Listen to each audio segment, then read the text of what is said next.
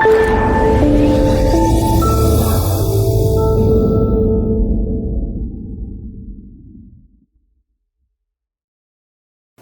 आते हैं हम अपने चार्ल्स लॉ की तरफ। Charles law is little more interesting than boys law and easier in fact than boys law. Charles law पढ़ने से पहले हम देखते हैं कि डायरेक्टली प्रोपोर्शनल रिलेशन का क्या मतलब होता है। अगर आप मेरे पास यहाँ एक क्वांटिटी देखें जिसे मैं क्वांटिटी 1 कहता हूँ और ये क्वांटिटी 2 पे डिपेंड करती है। अगर मैं क्वांटिटी 2 बढ़ाऊँ यानी उसकी वैल्यू इंक्रीज करूं और क्वांटिटी 1 की वैल्यू भी इंक्रीज हो जाए तो ये डायरेक्ट रिलेशन है। इसका मतलब ये अगर मैं क्वांटिटी 2 को कम करूं तो क्वांटिटी 1 भी कम हो जाए, ये भी डायरेक्ट है बिल्कुल। तो इसी तरह अगर मैं एक गैस लूं, वो एक मूवेबल एक ऐसे सिलेंडर में हो जिसके ऊपर एक मूवेबल पिस्टन है, यानी ये पिस्टन मूव कर सकता है। अब इस गैस को मैं हीट करना शुरू करूं तो आप देख सकते हैं हीट करने से क्या होगा, उसका टेम्परेचर बढ़ता जाएगा। टेम्परेचर बढ़ने से वो एक्सपैंड होगी, एक्सपैंड होने से वो ज़्यादा जगह घेरेगी और उसका मतलब है उसका वॉल्यूम बढ़ेगा।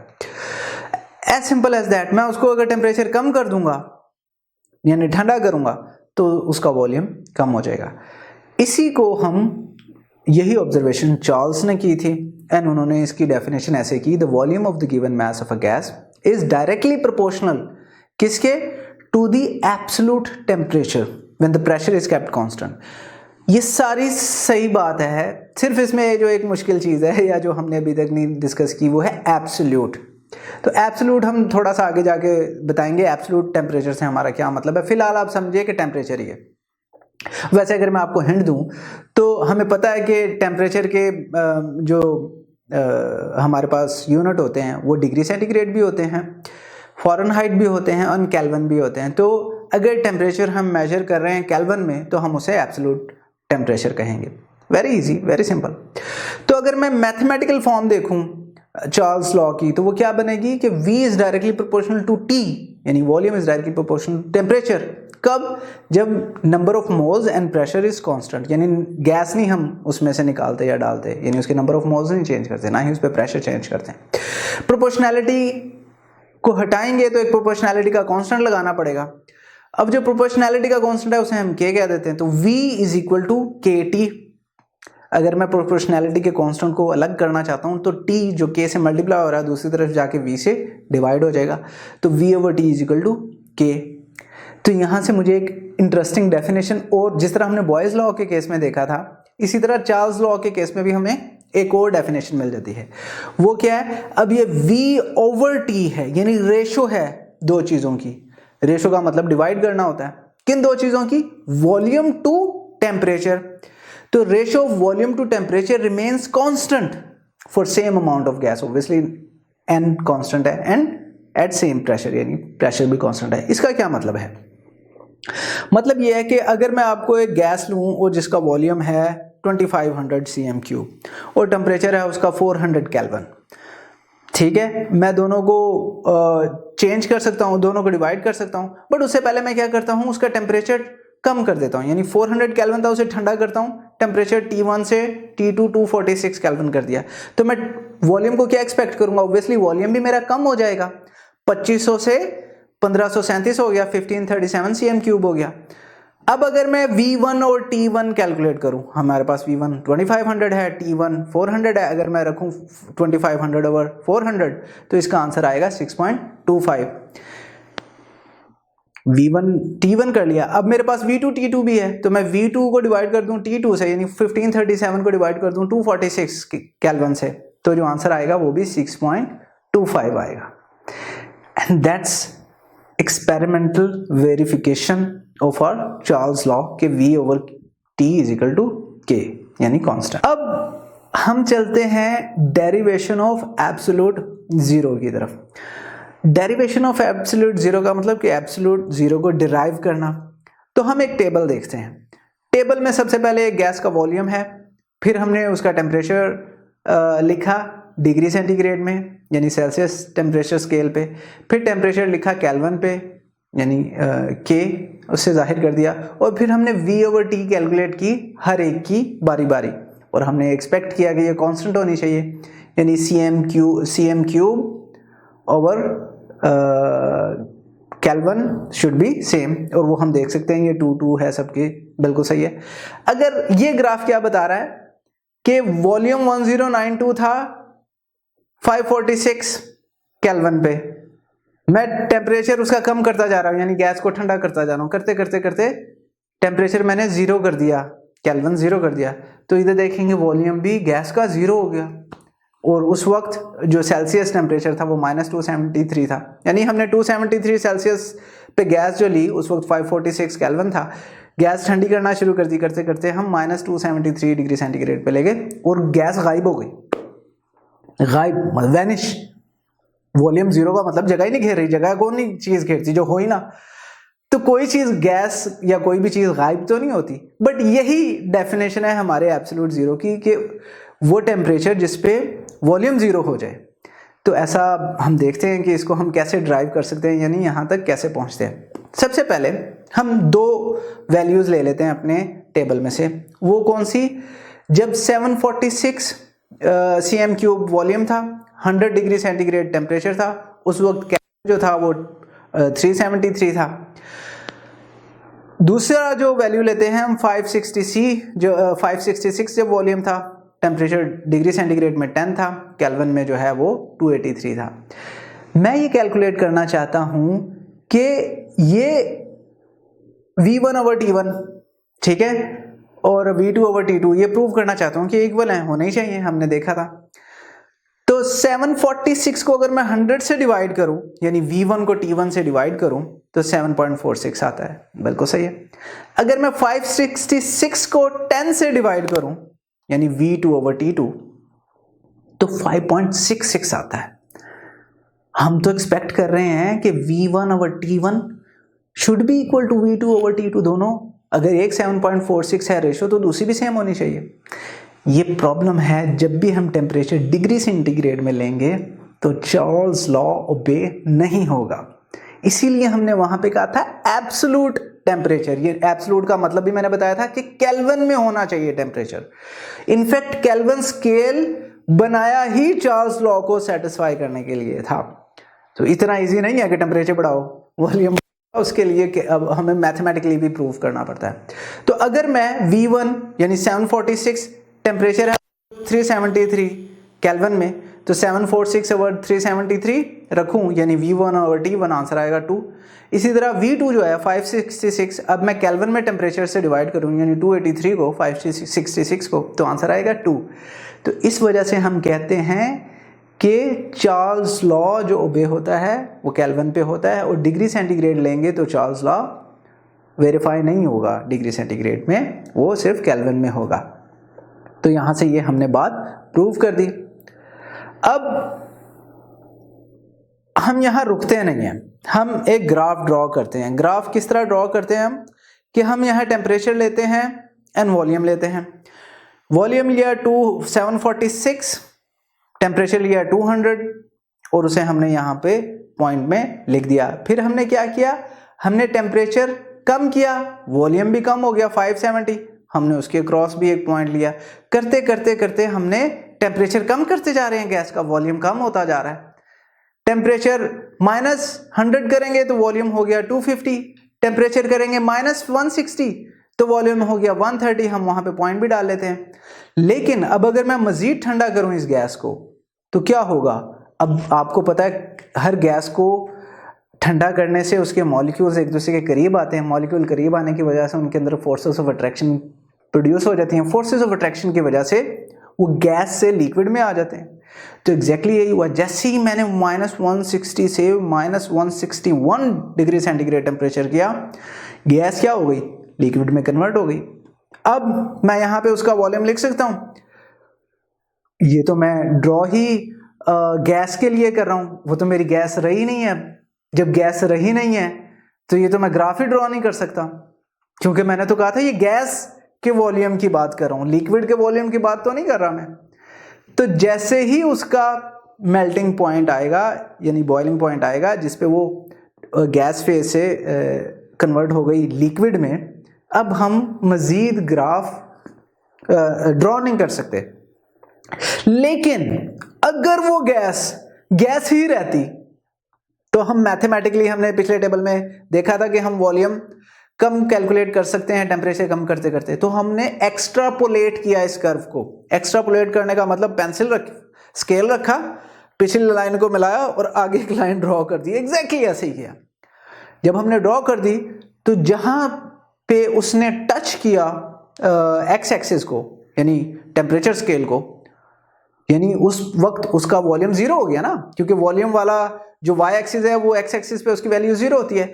तो वॉल्यूम जीरो हुआ और वैल्यू क्या आ रही थी, -273.16 केल्विन डिग्री सेंटीग्रेड। तो उस -273.16 डिग्री सेंटीग्रेड को हमने कहा ये हमारा 0 केल्विन है, यानी ये एब्सोल्यूट जीरो है। अगर कोई गैस होती आइडियल गैस और उसका ये टेम्परेचर हम 0 केल्विन करते तो उसका वॉल्यूम 0 हो जाता। बट ऑब्वियसली ऐसी कोई गैस नहीं है, कोई आइडियल गैस नहीं है, ये हम आगे देखेंगे। सारी रियल गैसेस हैं और जब उन्हें हम ठंडा करते हैं तो -273.16 डिग्री सेंटीग्रेड से पहले पहले वो लिक्विड में कन्वर्ट हो जाती हैं। अच्छा, तो अब हम एक और क्वांटिटेटिव डेफिनेशन की तरफ चलते हैं चार्ल्स लॉ की। मतलब क्या है इसका, आपकी बुक में लिखा हुआ है बट हम देखते हैं। तो V1 T1 = V2 T2 हमने ये देखा था। VT मैं यहां पे कहता हूं ये वो वॉल्यूम है एट एनी टेम्परेचर T, और डिग्री सेंटीग्रेड में हमने लेना है। और टेम्परेचर डिग्री सेंटीग्रेड से अगर हमने उसे केल्विन में कन्वर्ट करना हो तो हम उसमें 273 ऐड कर देते हैं। तो T + 273 जो है वो, तो टेम्परेचर T पे जो उसका वॉल्यूम होगा हम उसे VT कह देते हैं, और टेम्परेचर 0 डिग्री सेंटीग्रेड पे जो उसका वॉल्यूम होगा हम उसे V0 कह देते हैं। अब V1 हमें मालूम है, V1/T1 = V2/T2। V1 की जगह मैं लिख देता हूं VT, क्योंकि ये हमारा टेम्परेचर है एट वॉल्यूम है टेम्परेचर T। तो T1 क्या हो जाएगा, T + 273, क्योंकि T हमारा डिग्री सेंटीग्रेड में टेम्परेचर है, उसे केल्विन में कन्वर्ट करने के लिए 273 ऐड कर देंगे। तो VT/T + 273। V2 क्या है, V0, यानी 0 डिग्री सेंटीग्रेड पे जो उसका वॉल्यूम है। तो V2 की जगह मैं V0 रख दूंगा और T2 की जगह 273। 273 क्यों, क्योंकि 0 + 273 = 273। तो अब यहां से मैं VT को अलग करना चाह रहा हूं, तो क्या होगा, T + 273 दूसरी तरफ जाके मल्टीप्लाई हो जाएगा और V0 जो है वो इधर आके VT से डिवाइड हो जाएगा। तो हमारी इक्वेशन बनेगी VT/V0 = T + 273 डिवाइडेड बाय 273। अब बेसिक मैथमेटिक्स है कि 273 में T के नीचे भी लिख दूंगा और 273 के नीचे भी लिख दूंगा। बिल्कुल लिख दिया हमने। अब क्या करेंगे, नजर आ रहा है 273 डिवाइडेड बाय 273, आंसर आएगा 1। तो हमारी इक्वेशन बनी T/273 + 1। तो बेसिकली किया क्या हमने, VT/V0 की वैल्यू निकाली T/273 + 1। तो इनको इकट्ठा लिख लेते हैं हम। अब निकालना मैं चाहता हूं VT, यानी VT का मतलब है वॉल्यूम एट एनी टेम्परेचर। तो V0 को उठा के दूसरी तरफ मल्टीप्लाई कर दूंगा। तो VT की वैल्यू मेरे पास क्या बनी, V0 × T/273 + 1। ऑब्वियसली मैं +1 को पहले लिख सकता हूं, T/273 को ब्रैकेट में दूसरी तरफ लिख सकता हूं, कोई फर्क नहीं पड़ता। तो हमारे पास जो इक्वेशन बनी वो बनी VT = V0 1 + T/273। V0 यहां पे वॉल्यूम है एट 0 डिग्री सेंटीग्रेड। VT जो भी टेम्परेचर पे हमने मालूम करना है T, उस पे वो वॉल्यूम VT कहलाएगा हमारा। तो बेसिकली अब हम अपना टेबल देखते हैं जहां हमने वैल्यू ली थी। V0 देख सकते हैं, मैं आपसे पूछूं V0 ढूंढ के दिखाएं इसमें, तो आप कहेंगे V0 का मतलब है जो 0 डिग्री सेंटीग्रेड पे वॉल्यूम है वो हमारा V0 होगा। तो 0 डिग्री सेंटीग्रेड पे क्या टेम्परेचर है, 546, तो वो V0 हो गया। और T = 0 ऑब्वियसली, क्योंकि हमने 0 डिग्री सेंटीग्रेड पे कहा। अब मैं आपसे ये कहूं, मजे की बात ये है, हमने ये तो देख लिया था चार्ल्स लॉ को कि टेम्परेचर बढ़ाने से वॉल्यूम बढ़ता है, बट मैं चाहता हूं 1 डिग्री सेंटीग्रेड टेम्परेचर बढ़ाने से कितना वॉल्यूम बढ़ता है, तो वो हमें ये इक्वेशन हेल्प करेगी। हम 1 डिग्री कैलकुलेट करना चाहें कि मुझे 1 डिग्री सेंटीग्रेड टेम्परेचर बढ़ाना है, राइज करना है, 1 डिग्री राइज इन टेम्परेचर, तो मेरा नया वॉल्यूम क्या बन जाएगा, तो वो मैं क्या करूंगा, यहां से कैलकुलेट कर सकता हूं। तो मैं T इजिकल टू 1 ले लिया, क्योंकि मैं 1 डिग्री सेंटीग्रेड पे मालूम करना चाह रहा हूं। V नॉट हमें 546 दिया हुआ, तो V नॉट की जगह 546 लिख दूंगा, T की जगह 1 लिख दूंगा इक्वेशन में। तो मेरे पास बना 546 इंटू 2 से। अब obviously I am sure pre engineering के स्टूडेंट्स तो जुबानी काम कर सकते हैं ये 1 + 1/273 को, लेकिन मेरे जैसे थोड़े जिन्हें मैथ वीक है वो क्या करेंगे, 1/1 कंसीडर करेंगे। जब हम इसे क्रॉस मल्टीप्लिकेशन करेंगे तो 273 जाके 1 से मल्टीप्लाई हो जाएगा, नीचे 1 है वो 273 से मल्टीप्लाई होगा, तो ऊपर बन जाएगा 273 + 1, नीचे बन जाएगा 273 इंटू 1, तो 273 + 1 हो जाएगा 274, नीचे 273 इंटू 1 हो जाएगा 273। तो हमारी इक्वेशन बनी 546 इंटू 274/273। अगर आप इसे कैलकुलेटर से कैलकुलेट कर लें तो आंसर आएगा 548।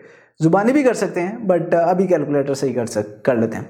तो इसका मतलब मुझे 1 डिग्री सेंटीग्रेड पे टेम्परेचर वॉल्यूम मिल गया, वो बना 548। अब आई बिकम लिटिल ग्रेडी, मैं कहता हूं मैं 10 डिग्री सेंटीग्रेड पे भी कैलकुलेट करना चाहता हूं। तो बड़ा आसान है, अब मेरे पास क्या मालूम है, मुझे T इजिकल टू 10 मालूम है, V नॉट तो हमें पता ही है 546 है, अपने फॉर्मूले में लिखूंगा मैं, क्या था V not into 1 + T/273, V not 546 लिखूंगा 10/273, 1 में ऐड करेंगे अगेन 1 + 273 जाके 273 1 से मल्टीप्लाई होगा, फिर 10 में ऐड हो जाएगा, तो वो बन जाएगा 273 + 10 283 डिवाइड बाय 273। 546 तो मल्टीप्लाई हो ही रहा है, कैलकुलेटर से ऐड करेंगे तो आप इसका आंसर आएगा 566। तो यहां से देख सकते हैं कि हमने 0 डिग्री सेंटीग्रेड पे सिर्फ वॉल्यूम मालूम था हमें, यानी V नॉट मालूम था, और हम किसी भी टेम्परेचर पे चार्ल्स लॉ की मदद से उस गैस का 50 पे भी करके दिखाइए, तो हम 50 पे भी कर सकते हैं। T इजिकल टू 50, T की जगह 50 रखेंगे, बाकी सेम रहेगी। अगेन इसकी क्रॉस मल्टीप्लिकेशन करेंगे तो 273 जाके 1 से मल्टीप्लाई होगा, ऊपर बन जाएगा 273 + 50, 273 + 50 आंसर आएगा 323, नीचे T 273 है, 546 से मल्टीप्लाई करें तो आंसर आएगा आपके पास 646। अब ये तो हम ऊपर की तरफ जा रहे थे, यानी 0 से 1 किया, फिर 10 किया, 50 किया। अब आप कहें सर 1 डिग्री फॉल भी करके दिखाएं, यानी 0 से 1 टेम्परेचर 1 डिग्री कम करें अगर, तो क्या वॉल्यूम आएगा, तो वो भी एग्जैक्टली हम इससे कर सकते हैं। हमारे पास T क्या आ गया -1, अपनी इक्वेशन में 546 हमें मालूम है, V नॉट 546 है वो लिखेंगे, T की जगह -1। अब क्या होगा, 273 जाके 1 से मल्टीप्लाई हुआ, 273 -1, अब 273 में से 1 निकाल देंगे तो क्या बचेगा, 272/273। आप इसे कैलकुलेट करके देखेंगे तो वो आएगा 544। कैलकुलेटर से कर लें, इजी है, अगर जुबानी मुश्किल लगे तो। अब आप कहें मुझे -10 पे भी कैलकुलेट करके दिखाएं, तो -10, T की वैल्यू -10 रखेंगे एंड स्टेप्स फॉलो करेंगे, हमारे पास वॉल्यूम निकल आएगा। इस तरह करते करते करते हम ये अपना पूरा टेबल जो है वेरीफाई कर सकते हैं, हम खुद कैलकुलेट कर सकते हैं। बट एब्सोल्यूट जीरो की अगर आप बुक में देखेंगे तो सबसे पहले डेफिनेशन लिखी हुई है कि हमें ये बताइए कि 1 डिग्री सेंटीग्रेड में टेम्परेचर बढ़ाने या डिक्रीज करने से कितना वॉल्यूम चेंज होगा।